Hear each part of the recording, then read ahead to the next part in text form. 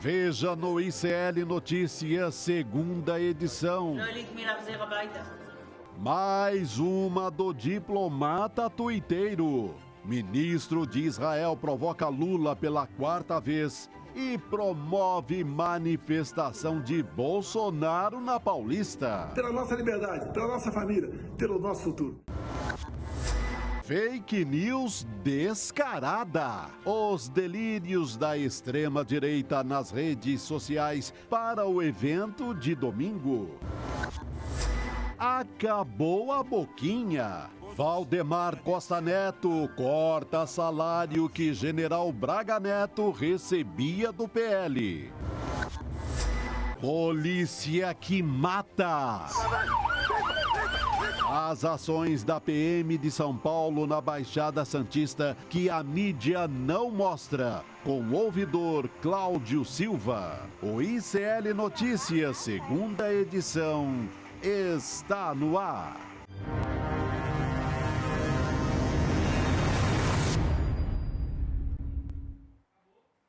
Olá, boa noite. Seja muito bem-vindo, seja muito bem-vinda. ICL Notícias, segunda edição, está no ar. Estamos ao vivaço nos canais do Instituto Conhecimento Liberta e Eduardo Moreira no YouTube.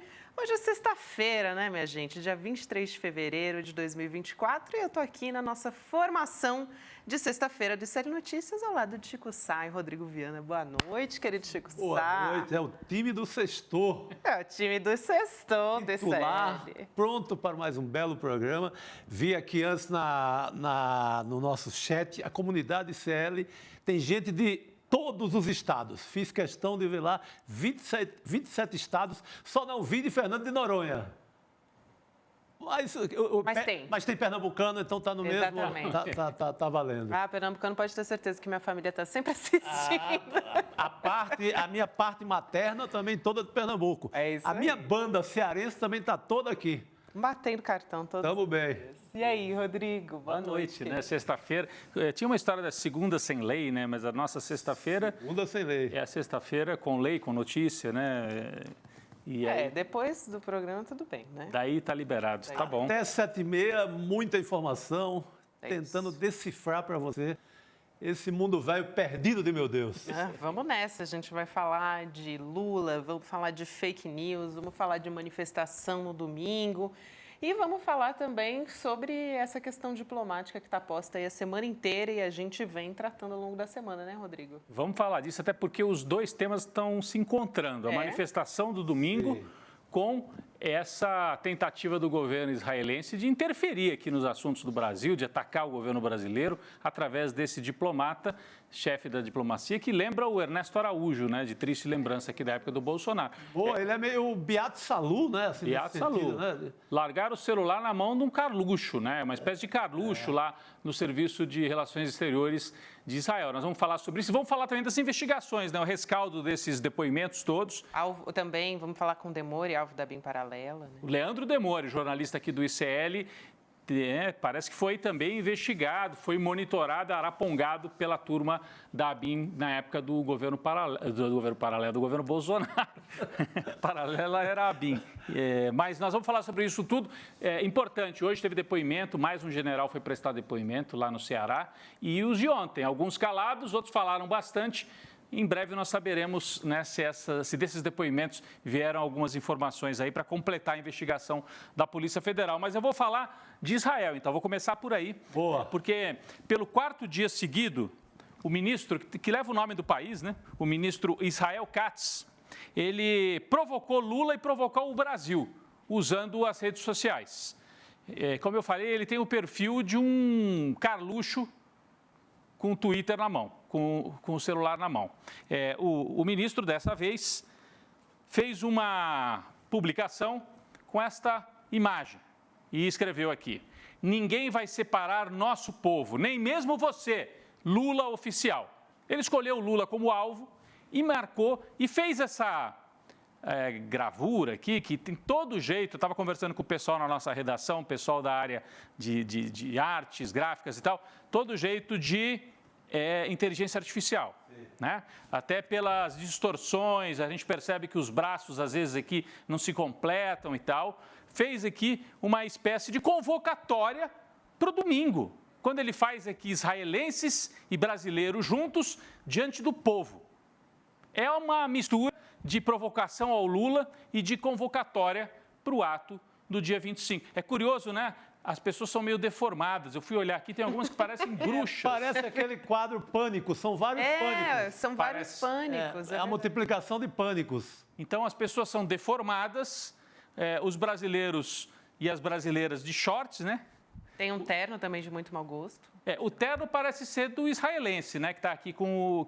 Da esquerda. Kippah, né? E aí, esse terno aqui, Chico, o que você acha? Quem é que está representado aqui por esse terno? O Gabi, o Chico? Cara, isso até o Brasil está trocado, mesmo sendo o Brasil com Z que eles colocaram, o I vem antes do Z, tá tudo errado. Tudo atrapalhado. Mas isso aqui me lembra o terno do velho da van, né? Eu pensei, né? Luciano Hang. O terno é dele, o terno é do velho da van. O periquito velho da van. Terno do velho da van, num brasileiro, no que seria um brasileiro mais esbelto, mais jovem, etc. E estão de frente para o público. Para falar a verdade, as bandeiras israelenses também meio deformadas, mas me chamou muito a atenção isso aqui, né? O que eles quiserem escrever aqui, hein? Em vez do Ordem e Progresso? B7P para um cico. Bicete e para o Chico. Está parecendo que Quase uma dedicatória. Olha, quem tentou até agora decifrar isso não conseguiu. Não deu, né? Se você tiver aí em casa e tiver a tradução disso aí, manda pra gente. Acho que a gente pode pedir ajuda do nosso chat, do nosso público. Ótimo. Se você consegue descobrir, primeiro, o que quer dizer essa inscrição que os patriotas aí estão disseminando aqui no Brasil também, isso, usando uma bandeira brasileira meio falsificada, né? É uma falta de respeito, né? Bom, dele com certeza. Total, né? Falta de respeito desse sujeito. É uma tentativa... Aqui, ó. Aqui nós temos uma aproximação da imagem. Olha aqui, ó. É um público deformado. Nesse sentido, eu acho que a inteligência artificial, de certa maneira, acertou. É um público, assim, deformado, que é o público bolsonarista que vai para a Avenida Paulista nesse dia 25. Bom, ficou claro? Para além da análise da imagem em si, a gente convida você a tentar ajudar a gente a entender isso aqui. Bicete P pro pau Chico. Sei lá o que quer dizer. Prosciutto? Talvez. Prosciutto É muito bom isso. presunto em italiano? Não sei. E no Twitter, inclusive, né? No Twitter, na verdade, está bombando, mas ninguém consegue decifrar o que é, né? Talvez Aí- chamando o menino do Acre. Tem Lembra? gente que diz, ama a nossa bandeira e a sua famosa frase, Bicete P pro Chico. Muito bom. Sensacional. Agora, para além da gozação, primeiro que é sério, porque é um ministro das Relações Exteriores que age como um provocador barato, né? Um sujeito assim de pior espécie, não é um diplomata. Segundo, claramente uma operação casada da extrema-direita de lá com a extrema-direita de cá para convocar para os atos do próximo domingo. E para quem não entendeu, quem fez essa publicação é o mesmo ministro das Relações Exteriores que levou o nosso diplomata, o diplomata brasileiro, que é esse que aparece aqui na imagem, para uma sessão de execração e de humilhação pública no Museu do Holocausto, lá em Tel Aviv. Armou uma cilada, armou uma arapuca para o embaixador brasileiro. E depois disse, nesse evento aqui, que o Lula era persona não grata e ele vai insistindo nisso. O Lula não deu a menor bola, claro, não tem que responder para ele. Ele, além de um Ernesto Araújo piorado, ele é o ministro. Quem respondeu a ele foi o Mauro Vieira, o chefe da diplomacia brasileira, respondeu a isso, olha, ele falando em hebraico e o nosso diplomata não estava entendendo. Porque se tivesse, eu espero, tinha que ter virado as costas e ido embora. Né? Mas o Mauro Vieira deu a resposta. O Lula não deu muita bola. Né? O Lula não deu muita bola. Resta saber até onde eles vão levar isso, até onde vai. E o Brasil vai fazer o quê? Porque o diplomata brasileiro, o Lula chamou ele de volta para o Brasil. Falou, sai daí, não fica aí aceitando provocação, volta para o Brasil. E também foi um gesto de protesto brasileiro. E o Zonsheim, que é o embaixador israelense aqui no Brasil, esse aqui, ó, que já se reuniu com o Bolsonaro, está convidado para a manifestação de domingo, disse que a princípio não vai, mas foi convidado. E aqui ele aparece nesse evento político de agitação bolsonarista, um israelense fazendo política dentro do Brasil. Até onde vai isso? O que o Brasil deve fazer? O Brasil deve expulsar os on-shine? Ou o Brasil deve deixar as coisas como estão? Não manda de volta o embaixador, deixa vazia a embaixada brasileira lá em Tel Aviv, não rompe relações e mantém tudo congelado para a gente ver até onde vai esse tipo de provocação, né? Acho que, por enquanto, é a decisão brasileira não agitar ainda mais esse ambiente. Vamos lembrar que esses on-shine para fazer provocação aqui no Brasil, antes do Lula fazer essa última afirmação que ele fez lá na África. Ele já estava bolsonarizado e indo aqui, ele com o crachá da Conib, indo para os atos aí bolsonaristas antes desse evento com o Lula. E lembrando que Israel também fez aquela provocação, dizendo que o Mossad tinha localizado uma célula terrorista aqui no Brasil. Essa história, acabou. Eles não conseguiram detectar os invasores do Hamas lá em outubro e conseguiram detectar uma célula terrorista no Brasil. Não tinha pé nem cabeça aquela história, era uma provocação barata do Mossad para tentar já fustigar o governo brasileiro. Bom, os brasileiros responderam. O Lula não sei o que vai fazer mais para frente, mas os brasileiros nas redes sociais continuaram para responder ao embaixador, ao ministro que publicou aquela provocação, essa imagem, publicaram aqui, fizeram uma espécie de lulaço. Aqui, tá bom, aqui para vocês de volta. Publicaram o Lula poderoso, o Lula tranquilão, tomando banho, né? E foram também para o vampetaço. Vocês devem estar acompanhando aí o vampetaço.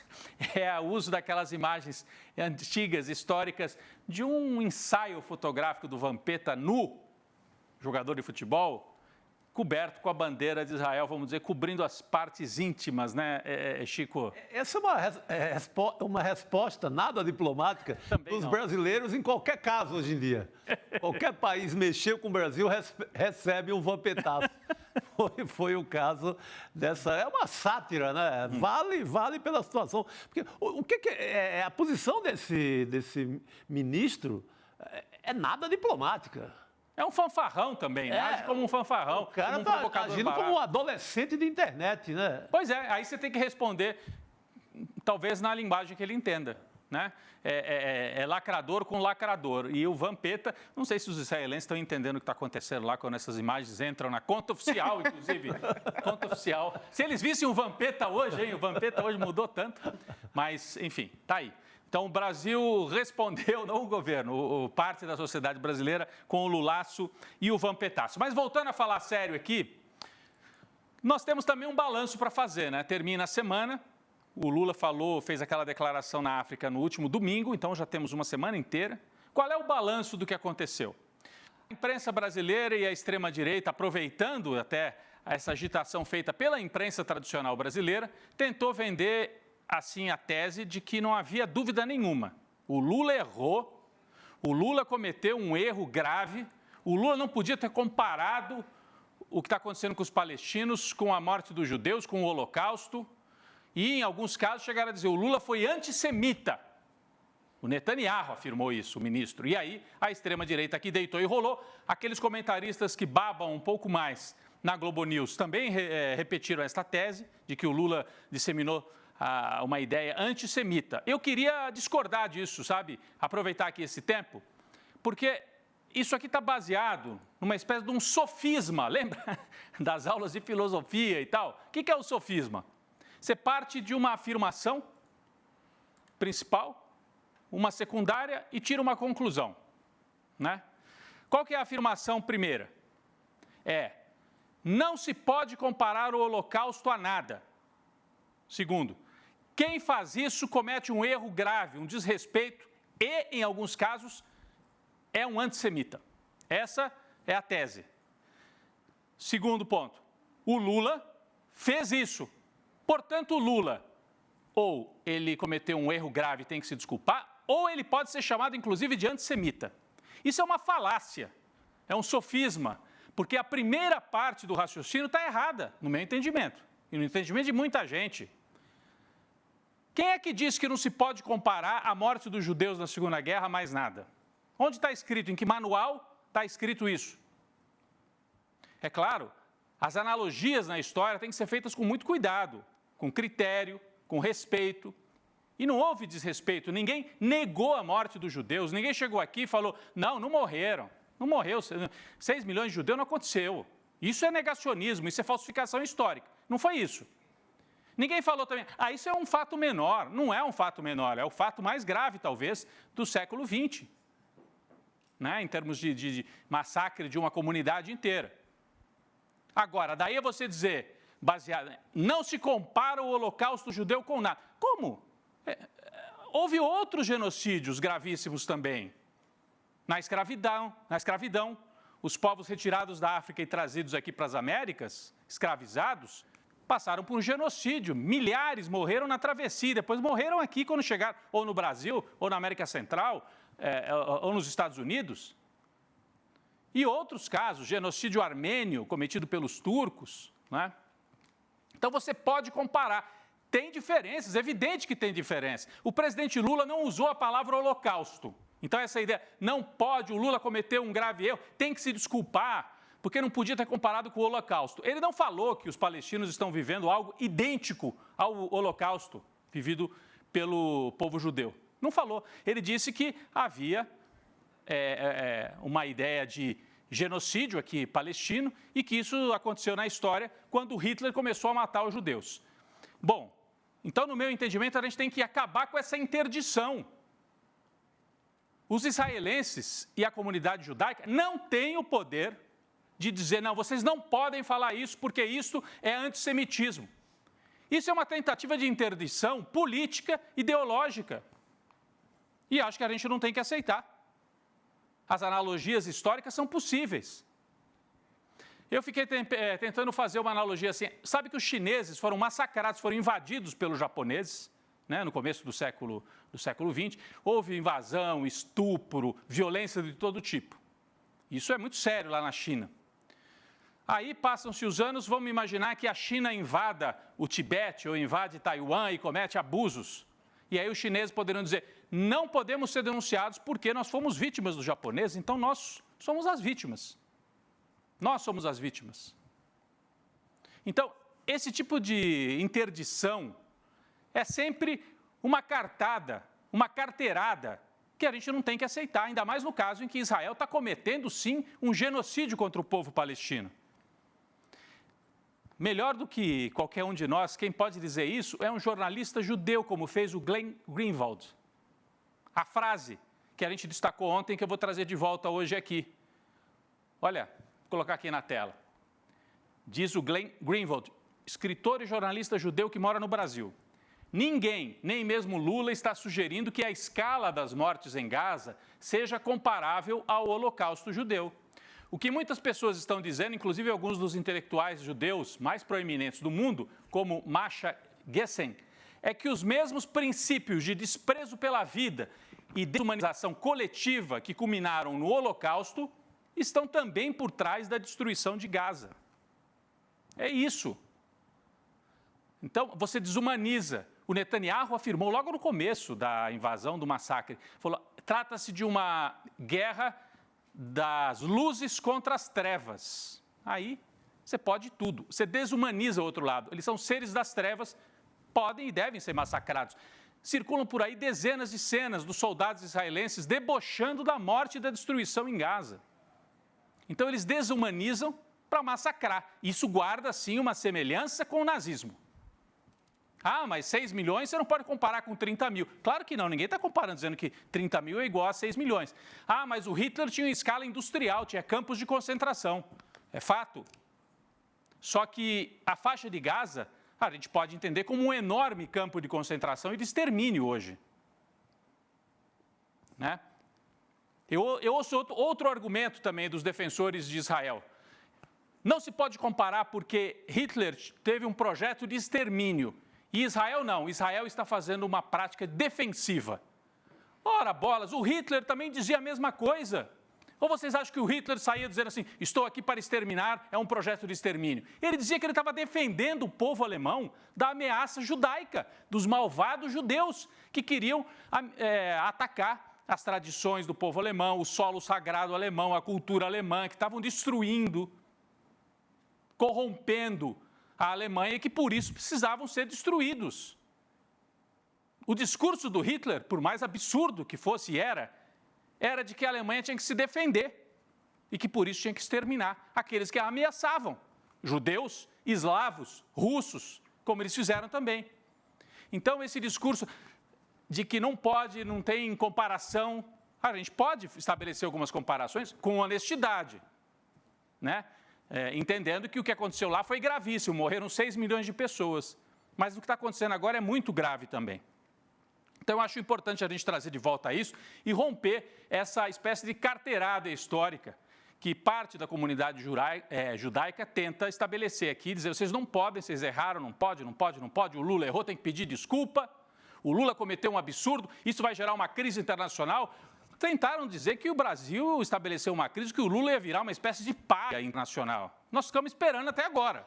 A semana começou com esse tom. Com esse tom, não foi? Acabou o mundo para o governo Lula. Acabou, o Lula errou feio, vai ser isolado, acabou qualquer chance dele ter diálogo com os líderes internacionais. E a semana... Aí teve a reunião com o Anthony Blinken. Aí teve a reunião do G20. Né? Ali já quebrou tudo, né? Porque ninguém cancelou a vinda para o Brasil. O Anthony Blinken veio. Aí eu queria chegar nesse ponto. O que aconteceu na chegada do Anthony Blinken? Teve uma entrevista. Ele concedeu uma entrevista exclusiva para uma repórter da TV Globo, a Krahenbuhl. Qual que é o primeiro nome dela? Raquel Krahenbuhl. Ele se encontrou com Lula, claro. Foi lá amistosamente, encontrou com Lula, cumprimentou e tal. Depois ele deu uma entrevista para o Jornal Nacional no Rio de Janeiro, com um cenário bonito ali do Rio ao fundo. Nós temos aqui as fotografias dessa entrevista. Eu fiz a medição no Jornal Nacional, foi curto no Jornal Nacional. Durou 1 minuto e 22 a matéria. Teve a cabeça da locutora, aí entra a entrevista. A repórter, ela gasta 30 segundos para defender a tese. Não era uma pergunta, era uma tese. A gente não pode rodar, mas a tese é mais ou menos a seguinte. O Lula fez uma afirmação sobre o povo palestino e tal, as mortes, comparou com o Holocausto. O senhor é judeu, o seu padrasto é judeu e é sobrevivente dos campos de concentração. Ela foi defendendo, levantando assim a bola para o Blinken estapear o Lula, né? Mas como é que o Blinken respondeu? Ele falou, não, eu e o Lula temos, acho que, uma diferença nesse ponto. Mas, como bons amigos, podem ter diferenças. E disse, eu entendo que o Lula, nesse caso, agiu motivado não por antissemitismo, mas pela preocupação. Eu que estava ali naquela outra, eu peço para voltar ali naquele último destaque da entrevista aqui, ó, motivado, isso é o Anthony Blinken falando, é a tradução da Globo aqui embaixo. O Lula agiu motivado pelo sofrimento das pessoas e ele quer ver isso acabar, assim como nós também. Também temos isso em comum, disse o Anthony Blinken, desmontou a tese da Globo. Então, a semana começou como se o Lula fosse um pária que quisesse atacar Israel e, com isso, tivesse cometido um grande erro e um absurdo e rompido relações com todo mundo, e termina com o Anthony Blinken falando, não, minha filha, menos, não foi isso, não é bem assim. Temos divergência e tal. Provavelmente ele acha que o Lula não deveria ter feito esta frase, mas isso não mudou nada. O Anthony Blinken estava aqui e falou, e o que o Lula fez foi motivado pelo fato de que ele quer que pare o massacre. Os Estados Unidos não estão ajudando, né, a parar, porque, mais uma vez, bloquearam a tentativa lá na ONU de parar. De qualquer maneira, a tese da imprensa brasileira foi desmontada, e aí eu achei muito legal o artigo que o Chico Alves, nosso colega e editor, né, do iclnoticias.com.br, publicou hoje, exatamente sobre isso. Se a gente puder botar aqui, ó, Chico Alves, no ICL Notícias. Na declaração de Lula sobre Gaza, cabe retratação da imprensa. E aí o Chico Alves, mais ou menos, expõe esses argumentos aqui, com muito mais categoria e sobriedade, mas ele conversa um pouco sobre isso, sobre essa tentativa da imprensa brasileira de demonizar o Lula e, absurdamente, né, transformaram uma fala, que era uma fala de denúncia, em algo mais grave do que matar 30 mil palestinos. Essa tese começou a semana forte e terminou derrotada, porque o Lula não está isolado internacionalmente e o tema, que estava quase escondido, né, de Gaza e do massacre, voltou com tudo. Então, o Lula ajudou a pautar de novo esse debate e trazer à tona. Aí cabe uma última pergunta. Politicamente, foi bom para ele? Essa, eu confesso que eu tenho dúvidas. O Lula, como estadista, às vezes não age só por cálculo político puro. porque ao fazer a afirmação que ele fez, ele chamou contra ele críticas da imprensa, críticas do presidente do Senado e ajudou a incendiar a base bolsonarista às vésperas de uma manifestação importante do Bolsonaro. Chico, o que você acha? Não, e mesmo essa opinião da imprensa, que você acaba de mostrar que é totalmente enviesada, uma semana dessa pauleira desgasta. Sabe? Foi uma semana no mesmo nível Lava Jato. Foi. Foi uma semana no mesmo tom lavajatista, assim, foi pesada.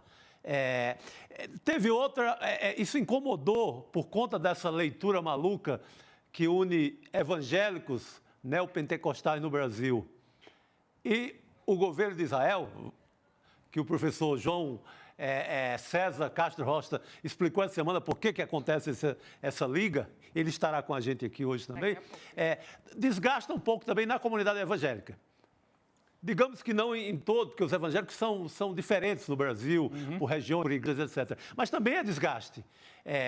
Eu creio que tenha sido feito isso com a ideia de que tem força política para a gente voltar a olhar para Gaza.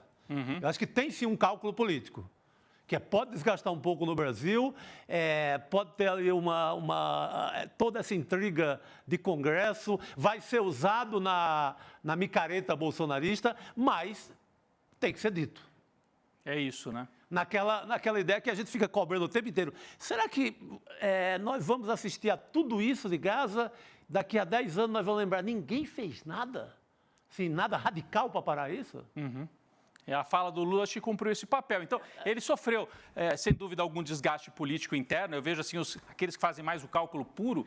Para que o Lula foi mexer nisso, né? Era a semana que o Bolsonaro ia prestar depoimento na Polícia Federal, podia ter deixado o Bolsonaro. É uma avaliação também que a gente tem que fazer. Eu vi a Maria Cristina no Valor, a Maria Cristina Fernandes falando isso. Então, é uma avaliação também cabível. Sim. Que acho que cabe. Muito bom o artigo da Maria Cristina Fernandes, porque é muito bem bom. Ponderado, né? Fala do desgaste. Agora, o estadista, né, às vezes, ele compra uma briga sabendo que ele vai se desgastar. Ele tem capital político, ele pode usar em alguns momentos. Acho que isso que o Lula fez, né, Gabi? Ele pegou o capital político dele e falou, eu vou usar aqui. Eu vou usar o meu capital acumulado para fazer essa disputa. Internacionalmente, ele não se isolou. Não. Mas dentro do Brasil, ele acirrou essa extrema-direita e setores de centro-direita que estão com ele se declararam contra ele nessa crise. Um caso, a Tabata Amaral aqui em São Paulo, o outro, o Rodrigo Pacheco, presidente do Senado. Então, cria esse ruído, né? Dá uma impressão de que está mais fraco. E quando você esquenta, você passa uma semana de Jornal Nacional da Globo, por mais que não tenha audiência dos anos 90, começo dos anos 2000, ou do tempo da Lava Jato, ainda é um veículo muito forte. Você pega esse embalo, a mídia tradicional esquenta de uma forma. O político pega carona. Sim. É ano de eleição, o político pega carona, ele vai para dentro, ele vai junto com a onda midiática. E muitos pegaram carona, como a Tabata, o Rodrigo Pacheco nem se fala, né? Então, muita gente pegou uma carona ali, surfou na carona, sai bem na terça-feira, mas vai para o sextou a tese enfraquecida. Vai mais enfraquecida. Agora, acho que a gente pode esperar no domingo muita bandeira de Israel na Avenida Paulista. Isso teria, né? Já teria. Né? Sem dúvida. Agora, eu acho sobre essa história da Maria Cristina Fernandes, né, de inflamar o bolsonarismo, acho que a gente até comentou a respeito disso, mas eu acho que, de qualquer forma, o bolsonarismo ia encontrar uma outra maneira de continuar. O bolsonarismo tem a Damares em plantão permanente, com os absurdos dela. Alguma coisa ia sair daquele pacote que é bem típico. Uma coisa ligada à sexualidade das crianças, a Damares já providenciou. E assim, sempre vai sair. Não precisa do Lula, de uma fala do Lula para que isso seja inflamado. Não é isso, assim, quando as pessoas virem, e eu acho que nós vamos ter a Paulista com bastante gente, assim, porque o Lula, ao falar, mobilizou. Eu não vejo por aí. Isso é um argumento assim, não é isso que vai mobilizar ou não mobilizar o bolsonarismo. Quem tinha que ir, vai de qualquer maneira. Eles inventariam qualquer coisa. Isso não vai ser Lula falando ou não falando. Aliás, um levantamento de hoje, que os hotéis em São Paulo não estão anotando assim um número absurdo de reservas, porque nessas manifestações, fim de semana, muita gente vem do interior paulista, sul de Minas, até Goiás, né, Santa Catarina, Paraná. Os hotéis em outras manifestações ficaram cheios, subiram, porque não é um feriado, não é nada, então... mas pelo levantamento que foi feito nessa sexta-feira, até agora não há nenhum sinal de reservas a mais por conta do ato da micareta no domingo. A conta deles, a conta dos organizadores, é de 700 mil pessoas, a projeção. Que, por um ato falho, coincide com os números de morte da Covid. É só um ato falho, velho Freud, Explica. um grande judeu, um belo de um judeu incrível, Sigmund Freud, já explicaria A isso. gente vai falar daqui a pouco com o professor Castro Rocha, inclusive ele já está esperando. Eu só queria registrar aqui, porque o BCP para o Chico, escrito ali na bandeira, gerou vários comentários aqui, várias suposições. Importante. O que é? Importante. Até podiam botar de novo aqui para quem não A Renata Cajuela diz que é bisteca e picanha. Antônio Araújo, ele já foi numa outra linha, falou que é biscoito e pamonha. Aí biscoito vai desagradar os paulistas. Vou ficar na bisteca e picanha, porque é sexta-feira e tal. Aí teve um aqui, a Servage, ou o Servage disse, pau que bate em Chico também bate em Francisco em Bolsonarês. Ou seja, tem várias posições aqui. E aí, todo mundo falando, as imagens geradas, né, por inteligência artificial são assim mesmo, né, Rodrigo? Que você estava ressaltando. Às vezes meio deformado. Você sabe que as deformações. O Charlot, o jornalista João Paulo Charlot, fez uma postagem em que ele pergunta, ainda naquela imagem mais aberta, em que tem um brasileiro, né, a aparência de brasileiro ali com um terno, esse aí, ó, de costas. Ele pergunta assim, quem você acha que é esse brasileiro retratado na imagem, né? E as pessoas responderam ali na postagem. E eu fiquei pensando, será que é o Vampeta, que está ali de terno verde e amarelo? O vizinho dele parece o Queiroz. O Queiroz, o de camisa do Brasil.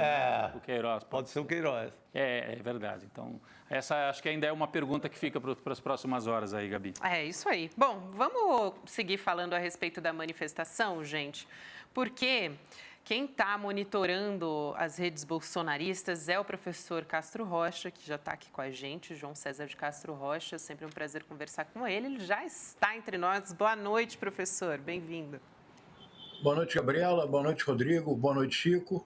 Já cumpri a minha cota diária de autoflagelação no WhatsApp bolsonarista. Estava pensando nisso, professor. Boa noite, professor. Você é um herói, professor. Tomou bastante antiácido, exatamente. Alguém tem que fazer esse serviço. E a academia, a UERJ, agradece e nós também. É isso aí. Bom, só para dar um contexto aqui, antes do professor explicar, né? Ele está acompanhando, fez essa imersão, uma mobilização que está acontecendo nas redes da extrema-direita e que está explorando tanto os depoimentos na Polícia Federal, né? Ou os não depoimentos, porque Bolsonaro não falou, e os outros 23 também que foram até a PF.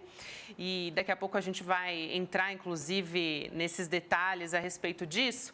Mas vamos lá, né, professor? Quais são as teorias conspiratórias? Quais são os posts? Vou chamar aqui 3 para a gente começar a conversar e aqui ao longo da conversa também o Gabriel Vento, a nossa equipe, vai colocando aqui os posts que você encontrou para a nossa audiência ter uma ideia. Mas tem, por exemplo, aqui o jornal Razão, né, dizendo Bolsonaro não foi preso e já deixou a sede da Polícia Federal. Protesto, aí abre aspas, né, protesto confirmado em São Paulo, fecha aspas. Aí depois, na sequência, tem uma postagem no Twitter dizendo, na sua opinião, se Bolsonaro for preso amanhã pela Gestapo, o que irá acontecer no Brasil?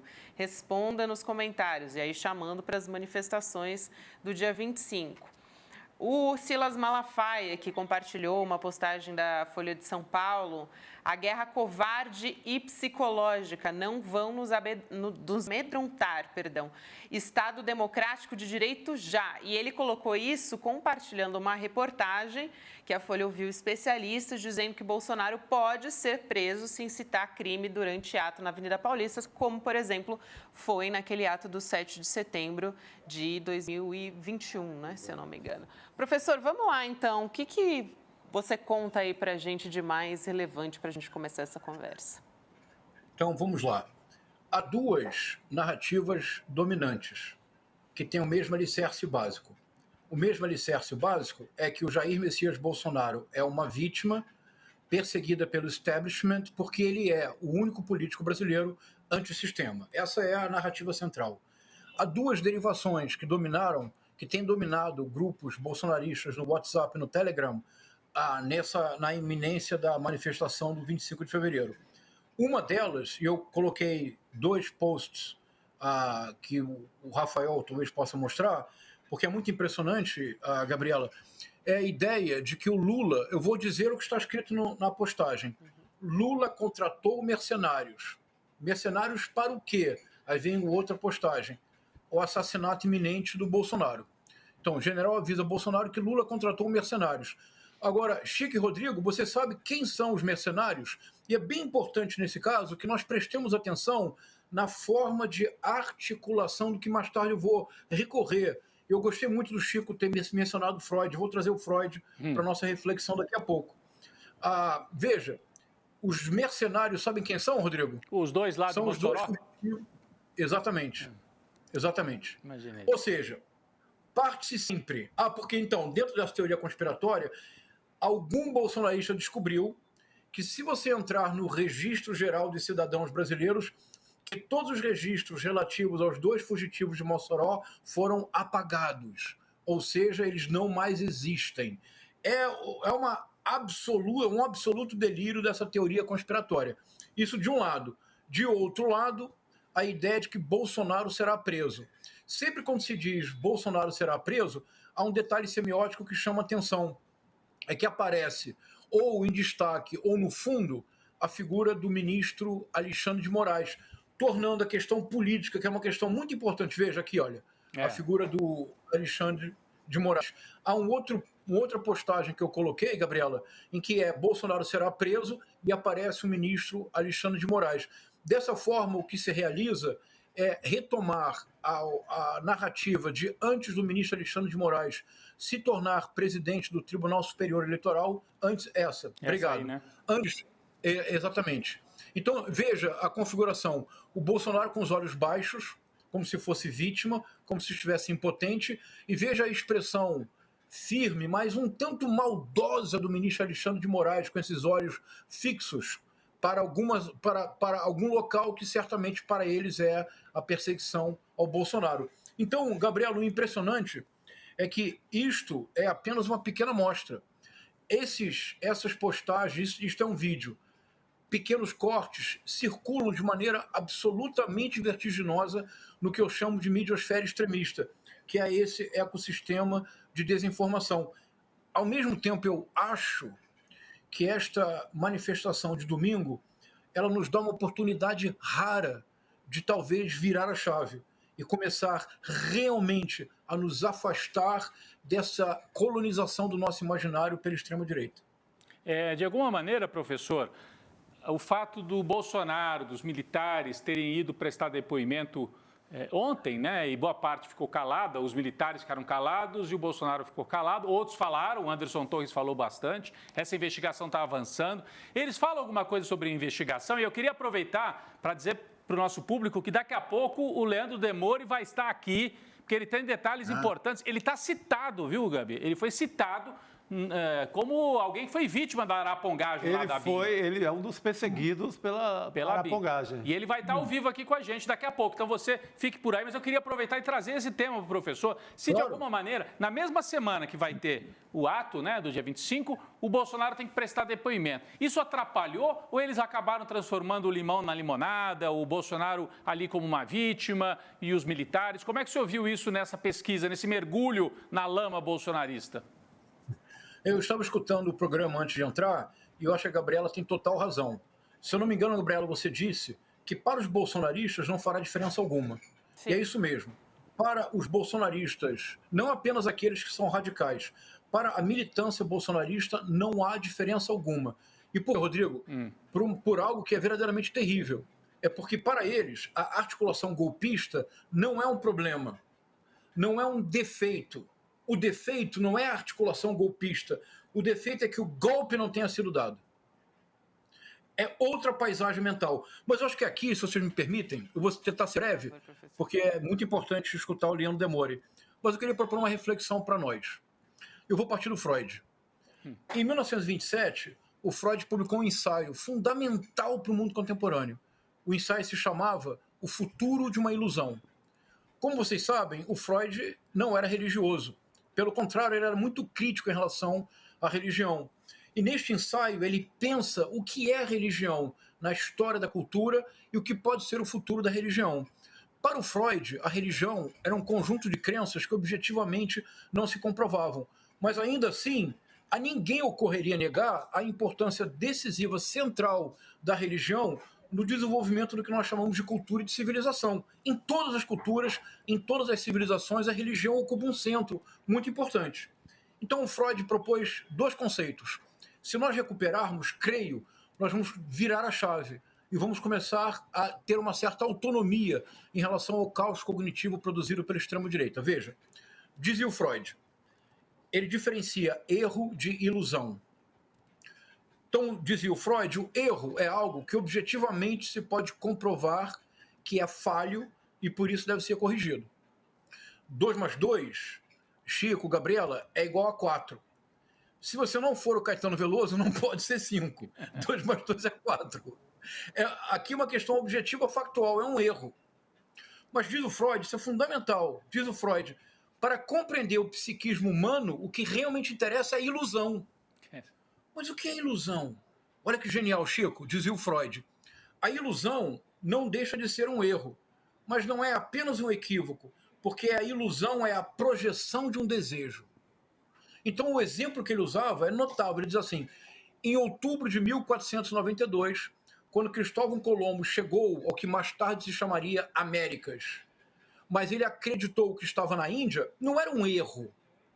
Na verdade, o Colombo utilizou a geografia ptolomaica, a historiografia de Plínio o Velho, o que era dominante na época, e diz o Freud, ele queria tanto estar nas Índias que ele projetou o seu desejo. Então diz o Freud, olha que coisa notável, não é um erro que você corrige com simplicidade, é a projeção de um desejo. E Chico, quem é que pode dizer para alguém que o desejo que você tem é errado?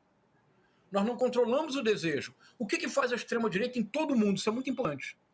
A extrema-direita se especializou em transformar, em primeiro lugar, o erro em ilusão. Uma vez que esta ilusão se torna coletiva, vira realidade política objetiva. Veja, quando Jair Messias Bolsonaro lança a mão em 2018 do kit gay, da mamadeira erótica, da ideologia de gênero, do comunismo que está batendo na porta do Brasil, entre outras ilusões, não são erros, ilusões, porque ele conseguiu projetar o desejo de dezenas de milhões de brasileiros. Quando essas dezenas de milhões de brasileiros, que objetivamente pode se mostrar que é um erro, torna-se ilusão. Se a ilusão move as pessoas coletivamente para o mesmo propósito, vira realidade política objetiva. Esse é o movimento da extrema-direita. O que é que nós podemos fazer? Chico, Gabriela, Rodrigo, eu não sei, mas eu tenho uma hipótese. Vamos lá. Nós podemos tentar, entre o erro e a ilusão, agir. Por exemplo, manifestação de 25 de fevereiro, domingo. Qual é a narrativa dos bolsonaristas? Se o Bolsonaro conseguir levar uma multidão para a Avenida Paulista, então tudo está resolvido, ele é inocente, a perseguição tem que parar. Vamos lá. Objetivamente, o Bolsonaro já colocou multidões na rua antes de 2018. Colocou em maio de 2020, primeira tentativa de golpe. Colocou multidões mais impressionantes do que o 8 de janeiro no 7 de setembro de 2021. Vocês lembram, não é? Sim. A Avenida Paulista lotada. O discurso dele, o discurso mais forte do Bolsonaro foi na Paulista em setembro de 2021. Voltou a reunir multidões em setembro de 2000. Isso, obrigado. Isso, o tempo dele acabou, do Alexandre de Moraes. Voltou a reunir multidões em setembro de 2022. Estava no poder, dispunha da máquina estatal, provocou um rombo de centenas de bilhões no teto fiscal para tentar se reeleger, aparelhou a Polícia Rodoviária Federal, criou uma estrutura de espionagem absolutamente ilegal na ABIN, aparelhou parte da Polícia Federal. Ele perdeu as eleições. Portanto, pouco importa se o Bolsonaro colocará na Avenida Paulista 1.000 pessoas, 10 mil, 100 mil ou 1 milhão. Do ponto de vista político, é claro que faz diferença. Do ponto de vista concreto, isto é, a Polícia Federal está jogando jiu-jitsu com o Bolsonaro. A Polícia Federal colocou o Bolsonaro na guarda, A Polícia Federal está imobilizando o Bolsonaro está esperneando, tentando sair da guarda, não vai conseguir. A chave de perna da Polícia Federal é muito forte, as evidências são muito robustas do ponto de vista jurídico, do ponto de vista da investigação policial, do ponto de vista da articulação golpista, do atentado violento contra o Estado Democrático de Direito, da tentativa de golpe, da organização de quadrilha. Crimes que somados levam 20 anos de cadeia. Deste ponto de vista, por favor, vamos dizer para a nossa audiência, vamos serenar. Como dizia, olha, Chico, homenagem a você. A José de Alencar, primeira frase de Iracema, serenai, verdes mares, serenai. Vamos serenar, vamos baixar a bola. Se ele colocar 1 milhão de pessoas, ele apenas confirmará o que nós, com a nossa costumeira honestidade intelectual, sempre dizemos. Só há 2 políticos capazes de mobilizar multidões. O presidente Lula, o ex-presidente Bolsonaro. Não é uma surpresa. Se ele o fizer, isso altera em algo a situação dele? Não. Ele segue sendo inelegível. Porque, veja, qual é o erro que se torna ilusão para virar realidade política se triunfar a cadeia?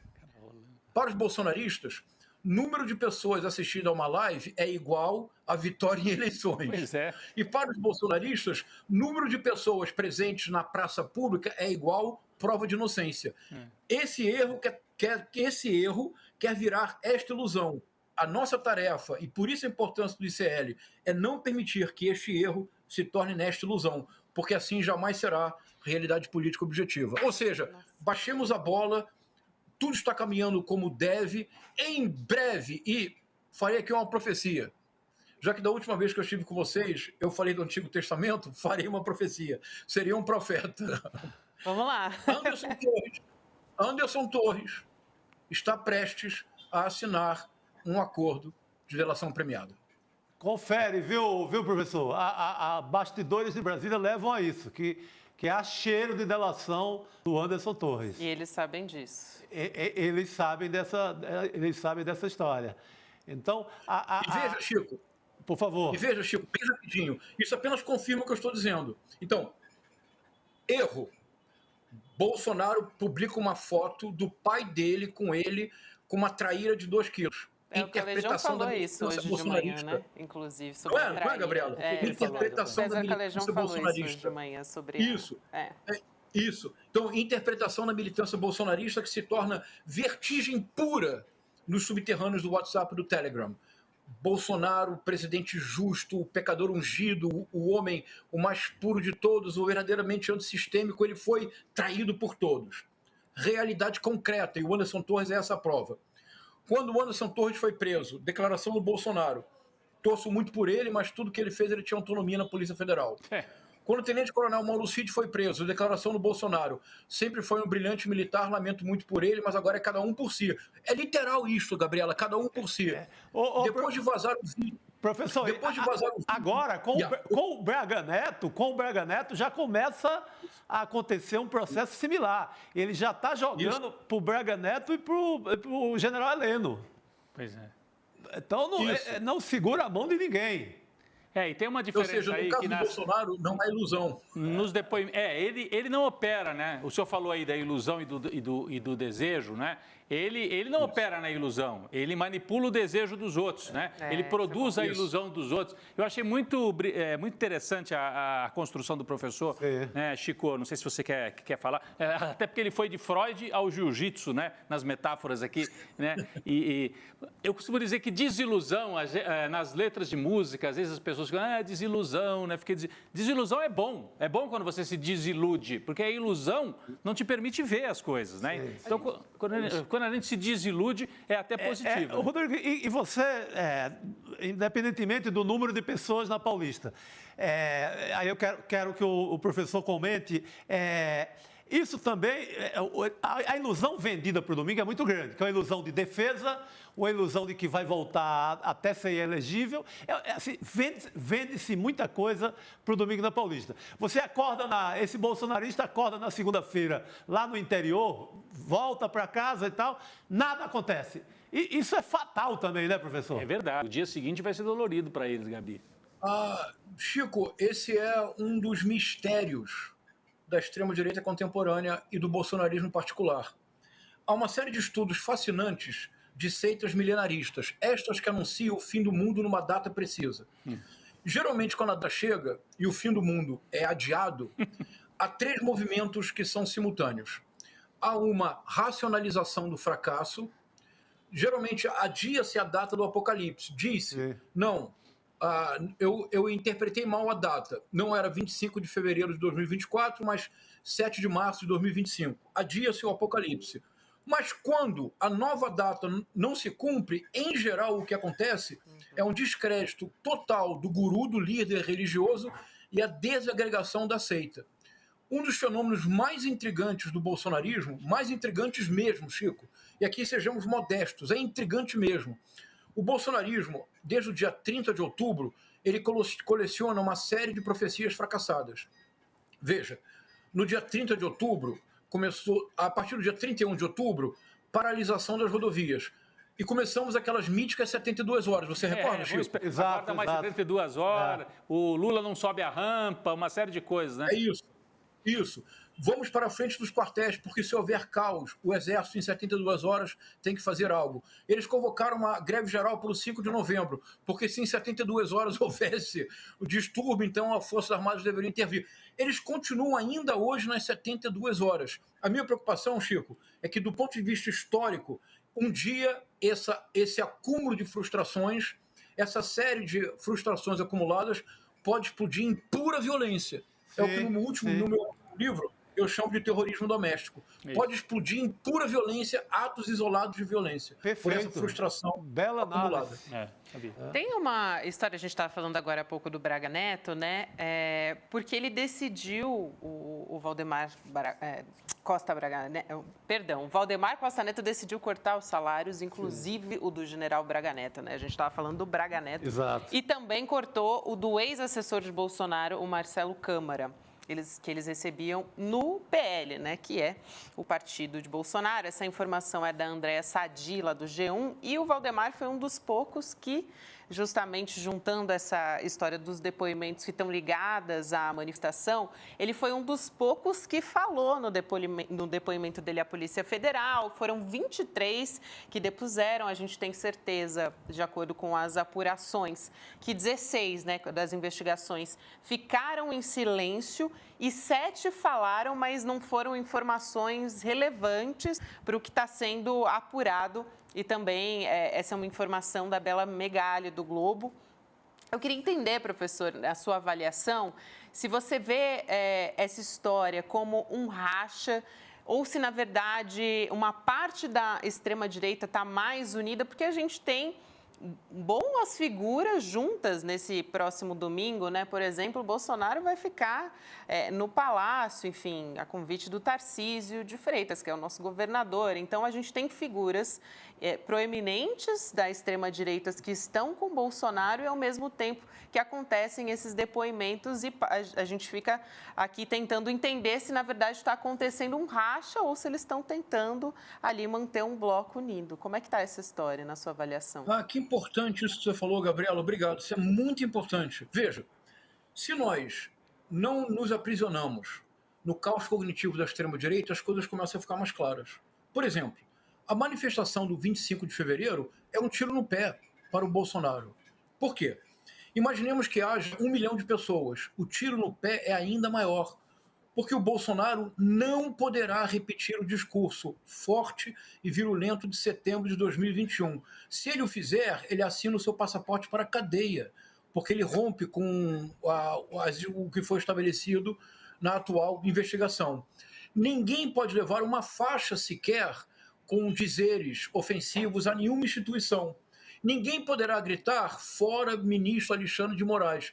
Os 100 deputados que prometeram presença precisarão controlar a sua fala.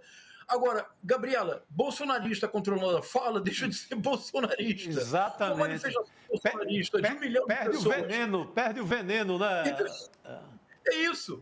E tu percebe, Gabriela, quando a gente serena a análise, baixa a bola, nós compreendemos que a convocação da manifestação é um tiro no pé. Porque, veja, quem convocou? Um pastor, que é presidente de uma associação, Vitória em Cristo. Esta manifestação será a maior derrota deste pastor. Por quê? Ele deu uma entrevista com o Fábio Weingarten em que ele dizia não há dinheiro público. A associação que eu presido custeará tudo. E ele disse, há no nosso regimento a autorização para realizar eventos públicos, não eventos políticos de ataque às instituições. Ele foi avisado pelos advogados da Associação Vitória em Cristo que a associação podia perder o registro, Gabriela, se ele levasse diante a ideia de que a associação pagaria. Então ele disse, não, eu vou pagar. Isso, obrigado. Olha, o que ele foi obrigado a fazer. Aqui, no seu estatuto prevê que ela pode bancar manifestações, mesmo assim ele perderia o registro da associação. Agora, se ele bancar e houver qualquer espécie de ataque às instituições e de ameaça ao Estado Democrático de Direito, o responsável direto tem nome e tem CPF, é Silas Malafaia. Agora, Chico, o que você perguntou, e se o Bolsonaro vai para a Avenida Paulista e faz um discurso morno, evidentemente demonstrando publicamente para todo o país, para todo mundo, que ele é um homem medroso, covarde, que nas horas fundamentais nunca tem coragem de fato de fazer aquilo que ele fala tanto. Portanto, Gabriela, a atitude do Valdemar da Costa Neto vai no mesmo sentido. O Partido Liberal, se ele pagar salário para pessoas investigadas por ataque violento ao Estado Democrático de Direito, o Partido Liberal corre o risco de ter o seu registro legitimamente cassado. Como é que você pode dar salário para um golpista que está sendo investigado por golpe? Então, percebe, Gabriela? É o choque de realidade. A única forma de começar a superar esse caos cognitivo produzido pela extrema-direita, que não nos deixemos aprisionar pela colonização do imaginário que eles tentam fazer o tempo todo. 2, choque de realidade. Esse choque de realidade tem nome. É a força das instituições do judiciário brasileiro. Agora, Chico, essa manifestação, anotem, será um enorme tiro no pé. Agora, assim, eu acho que vai bastante gente. O senhor falou, ele não vai poder fazer discursos virulentos, como ele fez no 7 de setembro de 21, que nós mostramos aí na tela. Dizer, acabou para você, Alexandre de Moraes. No dia seguinte, botou o rabo entre as pernas e teve que pedir arrego. Mas eu acho que pode ter uma linha aí entre o discurso morno e o ataque frontal às instituições, que ele não vai fazer, senão ele sai preso. Eu acho que é o uso da religiosidade. Eu apostaria nisso. Misturando com o antigo, só foi aqui o especialista no ICL Notícias, primeira edição da leitura. Vai ter, né, Velho Rodrigo? Testamento, Israel. A Michele Bolsonaro vai fazer oração. A Michele Bolsonaro, então, eu acho que vai por aí, Gabi. Assim, Velho Testamento, Israel, e aí casa muito bem com Israel, Chico. Virar um grande culto, né? Grande culto. Mais o tom de culto ali. Organizando Silas Malafaia. A parte mais religiosa da parada. Mas deixa muito de ser o personagem que teve milhões de votos, né? Deixa de ser o cara contra o sistema morre. Aí vira o religioso bonzinho, não é o Bolsonaro. Pode ser a Michele. Claro. Pode ser que eles comecem a construir a Michele como esse personagem. Porque nem evangélico ele é, então não bate, mas e perde o personagem. Ele perde o personagem. Ele se tornará um Davi sem armas e sem arrependimento. Um Davi sem armas e sem arrependimento não pode dar certo. Essa foto, desculpa, professor, o senhor na tela, desculpa até, né, o senhor, agora eu, poxa, eu com os dois? Não, acho que eu vou ficar assim. Fica mais sério. Porque é uma foto que realmente assusta, né, a Michele, o Jair... É assustadora. É um momento de amor, será, entre eles, assim? É o máximo que chega. A foto é assustadora. Mas eu até perdi o raciocínio aqui. A gente estava falando do papel da Michele Bolsonaro. A nossa equipe muito rápida aqui, né? O papel da Michele. E ela vai, né, Gabi? Ela vai ter o papel de fazer conduzir uma oração de abertura, uma coisa assim. A Michele Bolsonaro vai conduzir uma oração e ela vai ter um momento dela ali de destaque também. Porque a Michele Bolsonaro, ela é sempre colocada nesse posto, né? Como a pessoa que vai para fazer a profecia religiosa, enfim, ela sempre fez isso. A mulher pura. A mulher pura. Durante a campanha ela fez isso muitas vezes, né? E ela faz isso, ela tem esse diálogo com a base do Bolsonaro, ela faz isso muito bem, né? Com essa parte religiosa. E eu acho que casa com o momento vítima. Por isso que o professor Castro Rocha dizia que as postagens aí no submundo bolsonarista, o Bolsonaro vítima, o Bolsonaro cabeça baixa. Para nós é estranho, porque o Bolsonaro é sempre aquele que grita e tal. O Bolsonaro cabeça baixa, talvez passando o bastão para uma Michele religiosa. É minha aposta, que acho que é por aí. Eu não posso, agora é com você. É possível. É com você, acho que é por aí Claro. mesmo. É isso. Exatamente. Não, boa observação. Eu achei que o professor ia conversar aqui com a gente. Bom, a gente vai ter daqui a pouco também, lembrando, né, o Leandro Demore para falar sobre o monitoramento da ABIN em relação a ele. Daqui a pouquinho ele vai entrar com a gente. Saíram os primeiros nomes exatamente. dos perseguidos pela ABIN e o Leandro Demore é um deles. Isso está pipocando. Na verdade, tem uma reivindicação para que vazem todos os nomes. Né? Vazem não, para que sejam divulgados. Quem foram os monitorados naquele programa First Mile, né? Que foi programa israelense, Exatamente. Aliás. Programa israelense, comprado pelos militares e pela ABIN para fazer a arapongagem. Então, o Leandro Demore vai vir falar sobre isso. E a gente está falando da manifestação, o Bolsonaro vai dormir aonde, né? Ele vai dormir no Palácio dos Bandeirantes. Exatamente. No Palácio. Exatamente. Vai ser hospedado pelo Tarcísio de Freitas. Pelo governador, que também estará no palanque. Então, é Bolsonaro, Malafaia, Michele, Tarcísio e aí aquele segundo escalão que a gente tem que ficar atento a ele também.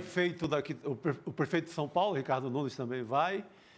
O Nicolas não vai falar porque está com medo de vaia, porque o Ricardo Salles, o homem motosserra, também estará lá. E eles têm esse racha, né? Muitos bolsonaristas mais radicais querem o Ricardo Salles ainda como candidato a prefeito. É isso, gente. Então, é uma manifestação também sujeita a esses atritos, né? Claro.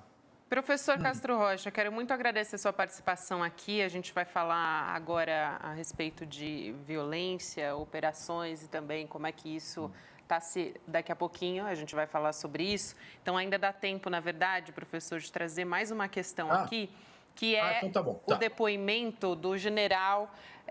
hoje prestou depoimento, né, o general o Estevão Teófilo, lá em Fortaleza, e ele justamente foi um general 4 estrelas, segundo a Polícia Federal, que comandava os Kids Pretos, né, forças especiais do Exército, que, segundo as investigações, tiveram um papel fundamental no dia 8 de janeiro, na tomada ali na Praça dos Três Poderes, né, Chico? Para você ter ideia, eles abrem, escancaram as portas aquela parte daquelas portas mais no alto do Congresso, todas são abertas por eles. Eles estão com máscaras pretas, que daí vem o nome, e é uma gente que, professor, para você ter ideia, um dos lemas deles, o perigo como irmão, a morte como companheira. Então, é a turma barra pesada do Exército que é delegada a missões como ligadas a intervenções de terrorismo, a coisas mais... que o restante da tropa, digamos, mais legalizada não pode fazer. Vou pedir só para o professor fazer um comentário rapidinho, professor, que a gente vai ter que... Isso, a gente vai ter que encerrar daqui a pouquinho. Obrigada, a gente quer há uma relação direta entre esses rapazes, esses kids pretos, que são, sobretudo, agentes de infiltração. Ao que parece, eles se infiltraram em muitas das manifestações bolsonaristas. Naquele diálogo do general Heleno com o Bolsonaro, na fatídica reunião no Palácio do Planalto para tratar da articulação golpista, o general Heleno mencionou a possibilidade de infiltrar a gente na campanha do Lula. Observação breve. O Centro de Informações do Exército, criado em setembro de 1967, que foi o órgão de repressão mais importante para desmantelar a resistência da esquerda na década de 60 e na década de 70, era conhecido, sobretudo, pela extraordinária capacidade de infiltração nos mais altos escalões dos grupos guerrilheiros, do Carlos Marighella e do Carlos Lamarca. Essa linha do Exército de infiltrar agentes nas fileiras adversárias é uma linha de continuidade entre a ditadura militar e o governo Bolsonaro por meio dos kids pretos e, sobretudo, do general Heleno.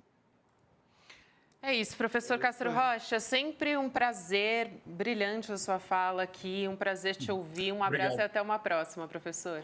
Valeu, obrigado. Igualmente, pessoal, um abraço. Obrigado, boa noite. Bom fim de semana. É quase um ensaio, né, a fala do professor Castro Rocha aqui ao vivo com a gente, porque... Eu não estava nem conseguindo piscar durante esse da ilusão, como é que é? O erro e a ilusão. O livro do Freud é o futuro de uma ilusão. O futuro de uma ilusão. E ele diz que o bolsonarismo é especialista nisso, né? Em transformar um erro numa ilusão. E aí você acreditar naquela ilusão e vira uma verdade política. Sensacional. Quem perdeu, depois vale a pena assistir. Muito bom, muito bom. Excelente. Bom, a gente vai falar a respeito da violência policial, da letalidade policial e também da operação, principalmente na Baixada Santista, em São Paulo. Daqui a pouco, lembrando, Leandro Demori vai estar com a gente para falar a respeito da ABIN e contar como é que foi esse monitoramento. A gente tem até o momento 32 mortes na Operação Verão da Polícia Militar de São Paulo na Baixada Santista, operação que é uma resposta da PM à morte do soldado Samuel Wesley Cosmo, que aconteceu no último dia 2 de fevereiro.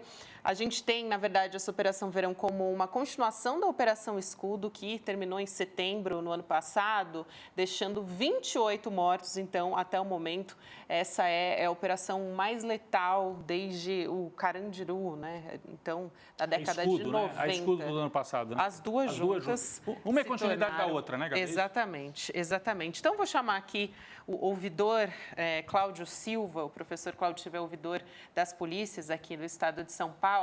Professor, muito obrigada por aceitar nosso convite. Seja muito bem-vindo aqui ao ICL Notícias, segunda edição. Boa noite, Gabriel Varela. Boa noite, Rodrigo Viana, Chico Sá.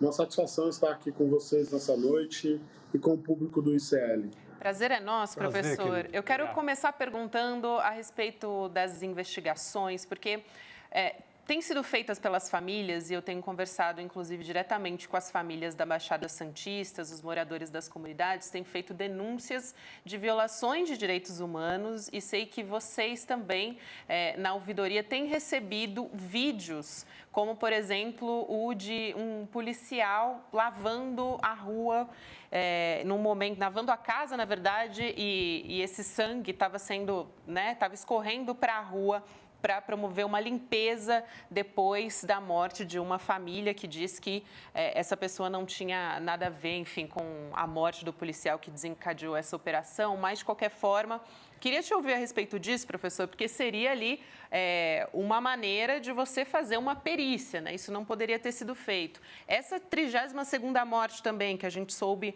agora, também o que aconteceu foi que não houve perícia, né? A polícia científica não pôde realizar a perícia porque, segundo o registro da polícia que esteve no local, eles não puderam preservar esse local porque eles disseram que eles estavam diante de um alto risco de novo confronto. Então, eu pergunto para o senhor a respeito dessas, se a gente pode encarar isso como destruição de provas e como que isso está sendo encarado pela ouvidoria, quais são as denúncias mais graves que vocês têm recebido e como que isso está sendo feito, professor, por gentileza. Gabriela, Chico e Rodrigo, você é muito objetivo na sua pergunta, Gabriela. Eu quero dizer que eu considero que isso sim é a destruição de provas. Por que eu estou dizendo isso? Porque o que ocorre?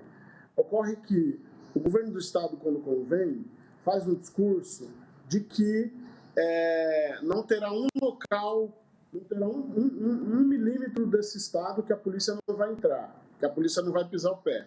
Pois a polícia faz isso, vai lá, pisa o pé, aí tem essas ações que geram mortes e depois eles falam que eles vão embora porque ali está oferecendo risco para a polícia. Eles precisam decidir se a polícia tem ou não o potencial, o poder para poder entrar nos lugares, ou se não vai ter, ou se vai chegar no lugar, dar 2, 3 tiros e sair correndo. Então, isso é, sim, destruição de provas, porque a polícia tem, sim, condição de preservar os lugares para que a perícia venha e faça o seu trabalho no sentido de que as situações sejam devidamente apresentadas para a sociedade, para o poder público, judiciário e também para o delegado na fase de inquérito, e a gente consiga efetivamente ver qual dinâmica, para que a perícia possa nos demonstrar qual dinâmica houve naquela cena de crime ali, se foi crime ou se não foi, se foi ação legal, se não foi ação legal. Então, a gente tem feito, desde o início das operações Escudo, nós temos pedido e exigido que nessas operações policiais usem câmeras corporais e que os locais sejam preservados. Na primeira fase da Escudo, uma infinidade de casos tiveram a perícia dispensada, não tiveram os locais preservados. Nessa, nós temos recebido informação de que eles têm socorrido pessoas mortas, que não é permitido, não é possível. Nós temos recebido denúncias de que há uma pressão muito forte sobre os profissionais do SAMU, para o SAMU fazer o socorro de pessoas mortas, e a partir daí os locais não são preservados e a perícia fica prejudicada. Além disso, nós temos recebido mais denúncias. Temos denúncia de pessoa cega que morreu em suposto confronto com a polícia, que a gente não vê condição de uma pessoa cega morrer em confronto com a polícia. Temos notícia de pessoa que foi morta, que usava muleta nos dois lados do corpo. Exatamente. Então, essa pessoa, para se locomover, usava muleta. Então, não tem sentido essa pessoa empunhar uma arma para poder trocar tiro com a polícia, dentre outras denúncias que a gente tem recebido, encaminhado para a Corregedoria da Polícia Militar, também acionado o Ministério Público e a Defensoria Pública, no sentido de que a apuração seja feita da melhor forma possível. Muito bem. Você ia falar, eu queria só incluir, porque ele falou a respeito, né, de uma pessoa que utilizava muletas, a gente até trouxe essa história aqui, foi uma das pessoas com quem eu conversei, familiar. Outra história também que a Ponte Jornalismo também apurou foi o relato de que PMs invadiram a casa de uma mulher, né, submeteram essa mulher à tortura psicológica para dizer, né, onde estariam as drogas e tudo mais, e aí os policiais, de acordo com os moradores, quebraram o telefone celular dela e jogaram gasolina no corpo dela, ameaçando atear fogo durante essa ação. Então, é desse tipo de coisa Santos, que a gente está falando aqui. Enfim, na Baixada Santista. Isso foi na Praia Grande. Na Praia Grande. Eu queria só trazer, a gente está conversando aqui com o ouvidor das polícias de São Paulo. Para quem não é de São Paulo, a ouvidoria tem esse papel de recolher denúncias. Papel muito importante. Que o doutor Cláudio faz com muito vigor. Né? Muito importante mesmo, né? E de ser a voz da sociedade, né? Tem também a corregedoria da polícia, aí é outra coisa, aí é dentro da corporação, a PM tem a sua corregedoria, mas aqui é ouvidoria.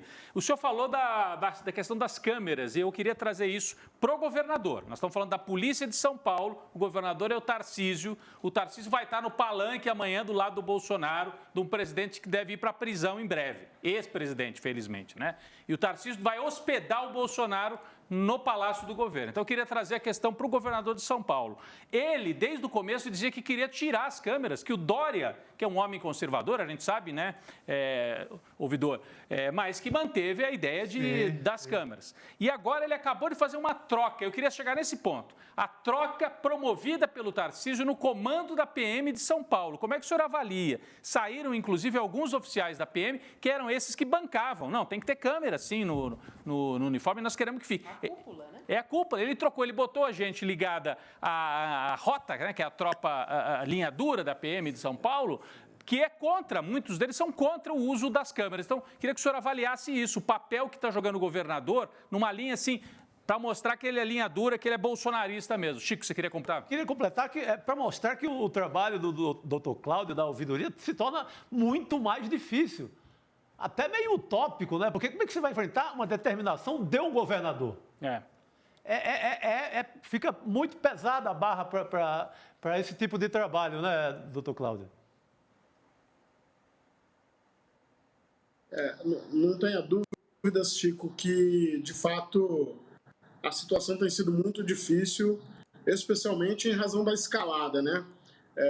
Vejam que no ano passado, em 40 dias, foram 20... A gente está tendo dificuldade de ouvir o professor Cláudio, né? A gente está com dificuldade, que pena, de ouvir o professor Cláudio. Voltou agora, acho que voltou, ó. Voltou o Cláudio Silva. Fala, professor. Fala, Cláudio.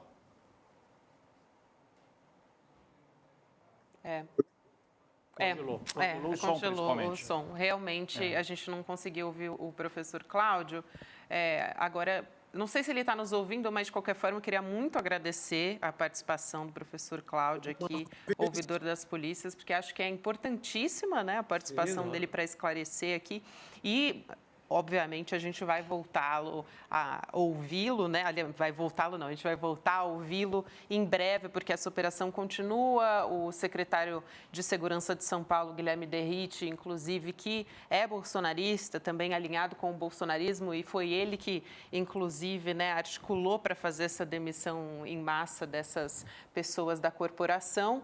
ainda disse que não tem momento, não tem previsão para acabar essa operação da Baixada Santista. Então, com certeza, a gente vai voltar a ouvir o ouvidor das polícias, Cláudio Silva, que estava aqui com a gente. Quero agradecer muito a participação dele. Uma pena a gente não conseguir conectar com ele, mas a gente vai voltar a falar numa próxima oportunidade. Faz um trabalho heróico, né? Eu vejo ele ali no rádio, na televisão, no dia a dia, respondendo essas operações. Ele tem no Palácio dos Bandeirantes o cara que determina totalmente o contrário do que ele pensa. Uhum. Política de direitos humanos vai para as cucuias na primeira fala do governador, que é um governador bolsonarista, um governador com tintas de muito fascismo, vamos ser claros. Então, é uma luta cruel. Não, e o Tarcísio está no momento de afirmação do bolsonarismo. Como ele está vendo que o Bolsonaro vai permanecer inelegível e vai perder força prática, né, eleitoral, o Tarcísio, para ocupar esse lugar, ele tem que mostrar, eu sou mesmo, eu sou bolsonarista mesmo, né? Ele quer dar esse voto, então ele tem que mostrar que ele parece muito com ele. Isso. Aí ele vai ali na Fiesp, diz que é mais técnico, ele fica mudando de máscara de acordo com o ambiente. Mas quando ele vai para o palanque, ele é o durão, o matador. É isso. É isso. A gente vai voltar a falar a respeito disso.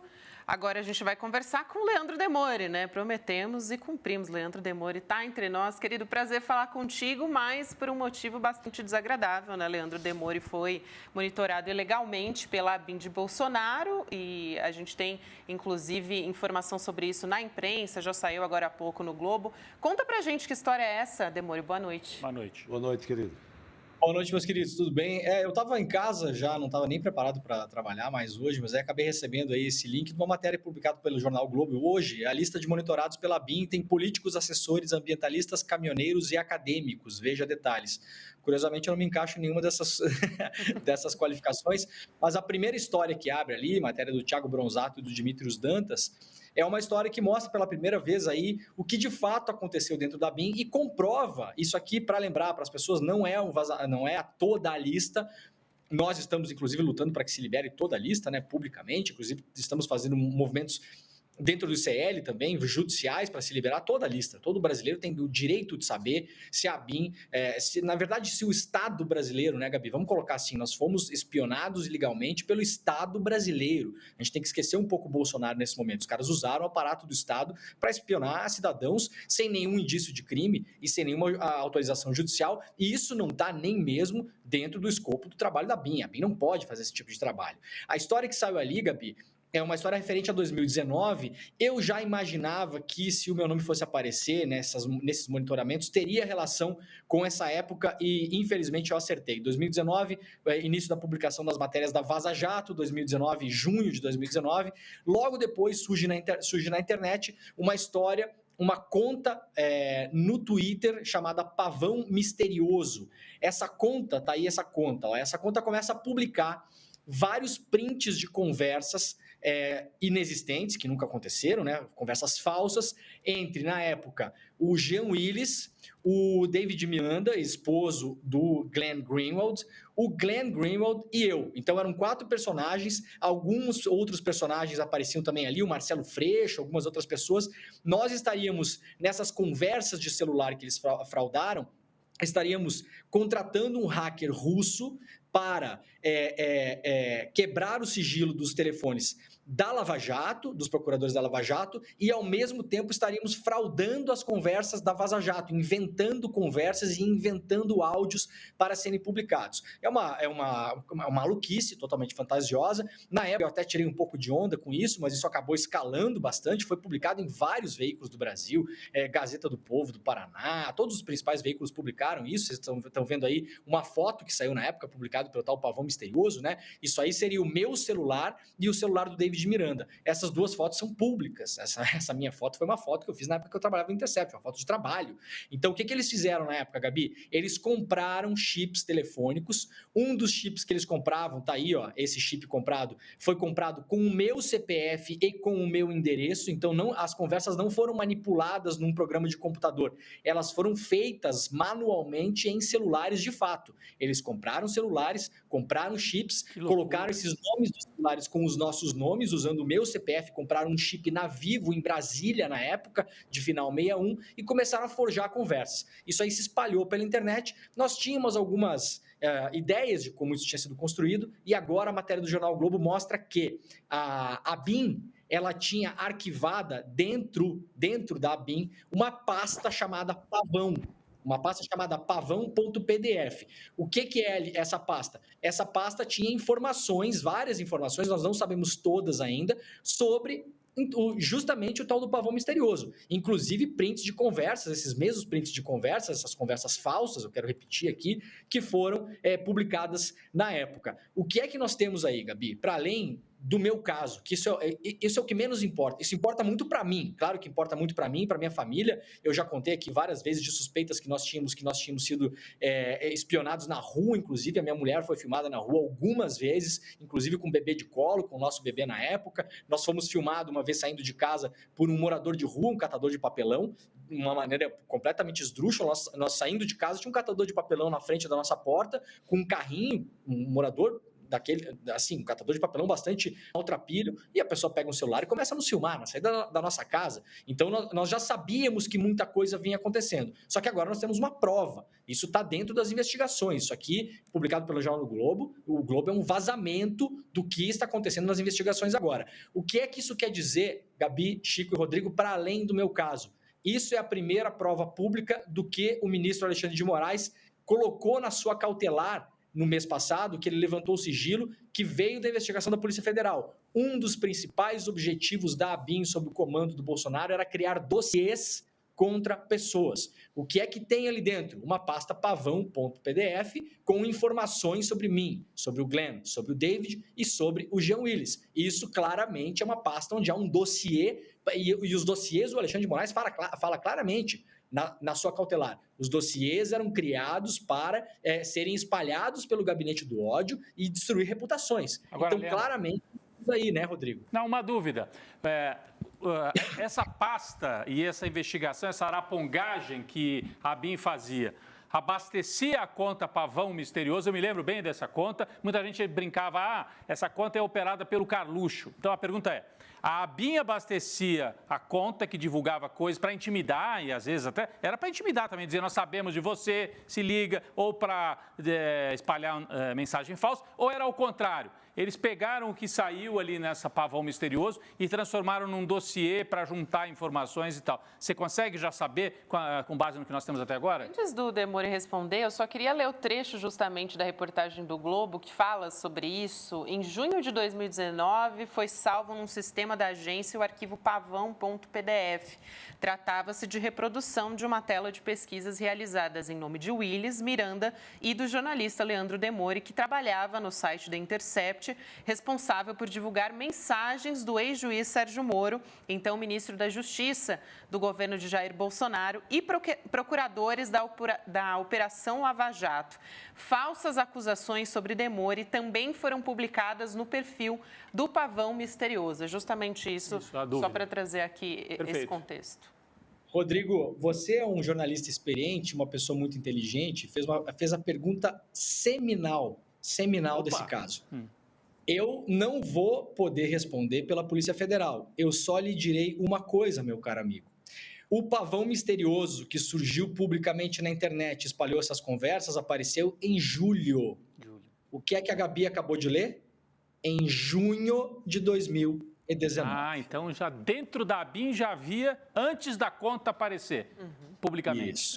Então nós temos uma resposta. Parece, né, Rodrigo? Parece. Aparentemente, se as coisas não andarem como o sol nasce de manhã, a lua nasce de tarde, nós temos então junho e julho, certo? Então, a não ser que a gente seja surpreendido aí por Cronos, o deus do tempo, tudo indica que pela cronologia a ABIN estava participando da criação, criando ou informada da criação dessa armação antes disso ter sido publicado no Twitter. Isso é muito grave, meu caro Rodrigo. Meu Deus. Rapidinho, Chico, o Pavão Misterioso era uma conta. Você sabe quem era o dono da conta? Conseguiu saber, Demore, na época? Nós nunca descobrimos, uma das ideias na época podia ser o Alan dos Santos, mas nós nunca descobrimos exatamente. Nós tentamos entrar com um processo judicial junto à Vivo. A Vivo descobriu onde foi comprado o chip foi realmente comprado com o meu CPF, e aí a gente descobriu que foi comprado em Brasília. Só que no Brasil você compra chip com documentação falsa. Você chega lá, apresenta uma documentação numa banca de jornal e compra, então nós nunca chegamos até o comprador. Não, acho que a Gabi tem que chamar o VT. Não, eu ia justamente chamar agora... É bandidagem, é subsolo completo, né? Bandidagem. É isso. É isso. A gente tem um vídeo do Gustavo Gayer, né, deputado federal, que a gente vai poder chamar agora. Eu acho que o Gabriel Vento tem esse vídeo em mãos para a gente poder falar. É uma retratação, né, ao Demore. Isso foi muito espalhado na época, né, Gabi? Aí o Gustavo Gayer fez um vídeo no YouTube dele, com centenas de milhões de views, centenas de milhares de views, mostrando num quadro branco, igual aqueles que o Edu usa para dar aula de economia, mostrando num quadro branco quem que era o Demore, quem que era o Glenn, onde é que era o hacker russo, que foi pago em Bitcoin, e contando toda essa história mesma contada pelo Pavão Misterioso. Eu processei o Gustavo Gayer, então eu só queria trazer para nossa audiência, já que é sexta-feira, um vídeo que é um vídeo muito bonito, muito emotivo, muito emocionante do Gustavo Gayer pedindo... Vamos ver. Vídeo retratação para Leandro Demore. Eu, Gustavo Gayer, venho por meio deste vídeo dizer que divulguei em meu canal do YouTube informações inverídicas sobre o jornalista Leandro Demore. Estou gravando essa retratação por determinação judicial. As informações contidas em 3 vídeos que publiquei nos dias 6, 7 e 8 de julho de 2019, respectivamente, eram baseadas em um perfil anônimo de Twitter que publicou prints falsificados de conversas do jornalista. Eu não chequei a veracidade dos prints, que foram falsos, e não entrei em contato com o jornalista antes de publicar em meu canal, como preza a cartilha da boa informação. Portanto, as informações que divulguei baseadas na conta do Twitter Pavão Misterioso, nas quais menciono o nome de Leandro Demore, imputando a ele crimes, não são verdadeiras. As postagens do mencionado perfil traziam prints forjados de conversas que nunca existiram entre membros do The Intercept e hackers que teriam invadido celulares de membros da Força-Tarefa da Operação Lava Jato. Faço aqui a minha retratação. Vídeo retratação para Leandro. Uma vez só basta, né? Eu gostaria de falar para a audiência, se vocês gostaram desse texto, esse texto é meu, tá? Eu escrevi um texto, mandei para o juiz aprovou o texto para ele ler. Eu diria que aquele do Brizola que o Cid Moreira leu... Nossa, clássico, né? Me lembrou um pouquinho, mas o Cid Moreira lia um pouquinho melhor do que o Gayer, eu acho, né? Um pouquinho melhor. Mas é bom o mentiroso ali falando, né? É interessante. É bom. Se retrata. É bom. Olha, essa conta Pavão Misterioso, eu me lembro, mas o Demore pode me corrigir, como ele estava envolvido mais. O Carluxo retuitou muito essa conta, não retuitou? Era muito atribuído a ele. Assim, popularmente era tido como a conta do Carluxo. Por isso que é suspeito demais. Chico, Rodrigo, eu diria que esse é o primeiro grande trabalho público do Gabinete do Ódio. Nós estamos em julho de 2019, começo do governo Bolsonaro. Era o começo do governo, era o comecinho do governo. Olha, puxou a pena aí e veio a galinha, hein? Até o André Mano aqui no chat comentando, o passo a passo de como funciona o Gabinete do Ódio e de como começou a funcionar.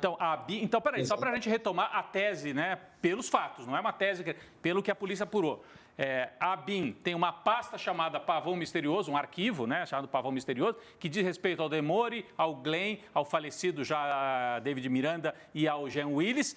Tem essa pasta lá em junho de 2019. Em julho, um mês depois, cria-se o perfil e esse perfil começa a bombar notícias falsas sobre os mesmos personagens. Abastecida por isso. É muito grave, porque o gabinete do ódio, a gente imaginava no começo que era um gabinete do ódio lá naquele casarão lá, onde ficava o Alan dos Santos e outros, mas aí tá... Só dissipando fake news. Dissipando fake news. Mas, além disso, tinha uma operação que podia envolver o próprio Estado brasileiro. Exatamente. Era dentro do Palácio. Dentro do Palácio. O gabinete do ódio é vizinho à sala do Bolsonaro. Importantíssimo, isso gravíssimo. Não é qualquer coisa, é muito grave. Muito grave.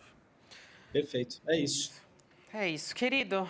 Muito obrigada por hoje, por ter vindo aqui na sua folga. Agora sim, bom descanso para você, bom final de semana. Se cuida, camarada. Obrigado, gente. Valeu. Beijos. Até mais. A gente também, né? Olha, hoje foi uma sexta-feira com muita notícia por aqui, né, gente? Meu Deus. Por uma sexta, foi quente. E esse caso do Demore é gravíssimo. Muito bom. O Rodrigo aqui no final resumiu de forma... Fazendo esse tipo de coisa. O que os caras aprontaram, pelo amor de Deus. O Alexandre Moraes, ele mapeou tudo isso, porque tá lá, tá? Pegue, leia... né? Está lá o Xandão dizendo como esses caras abasteciam o gabinete do ódio. Só lembrando que, não, imagina, Chico, que o Gustavo Gayer, o PT já pediu a cassação dele, né? Por associar Lula, o presidente Lula, ao Hamas e ao nazismo também. Ele retirou, aliás, ele é useiro e vezeiro, hein? Ele que publicou aquela montagem do Lula com o lencinho do Hamas e a suástica. E depois deletou. A tática dos caras joga lá, porque viraliza, depois viraliza, exatamente. Vai ter que se retratar. Não tem mais o que fazer. Vai ter que se retratar para o Lula também? Vamos ver, né? Bom... Gente, antes da gente chegar aqui, né, aos finalmentes da nossa ICL Notícias segunda edição, vamos falar do empreendedor mestre, né, porque o Eduardo Moreira vai lançar essa formação completa em empreendedorismo e gestão de negócios. Não é sessão de coach, não é papo de como transformar 1.000 em 1 milhão, não é conteúdo de balela, não, é coisa séria, é assim...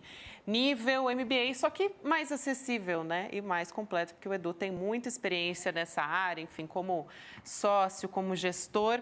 A gente tem um vídeo aqui do Eduardo Moreira para trazer a apresentação do que vai ser um empreendedor mestre. Vamos ver. É muito difícil a sua empresa sobreviver no capitalismo, mas não é impossível. Para você conseguir isso, você precisa de uma série de competências, como saber fazer um bom plano de negócios, de vendas tradicionais e de marketing digital, entender de contabilidade, de finanças corporativas, saber escrever bem um texto, fazer uma apresentação, coisas que podem ser ensinadas, não por um coach de final de semana ou por um desses gurus falsos de internet que prometem um monte de coisa que são impossíveis de cumprir, mas fazer curso de verdade. Eu tenho uma surpresa para vocês. A gente resolveu fazer esse curso. O melhor curso já feito até hoje no Brasil sobre empreendedorismo. Empreendedor Mestre. Um curso que vai trazer todas essas competências para as pessoas que participarem. A aula inaugural, gratuita e aberta para todo mundo assistir, com todos os conceitos básicos do curso, vai acontecer no dia 29 de fevereiro, uma quinta-feira, às 8 horas da noite. Para você se inscrever é muito simples. Só clicar no link aqui em cima ou aqui embaixo. Em poucos segundos você vai estar inscrito. Vou te pedir um favor. Depois de se inscrever, chame teus amigos e amigas para participar também.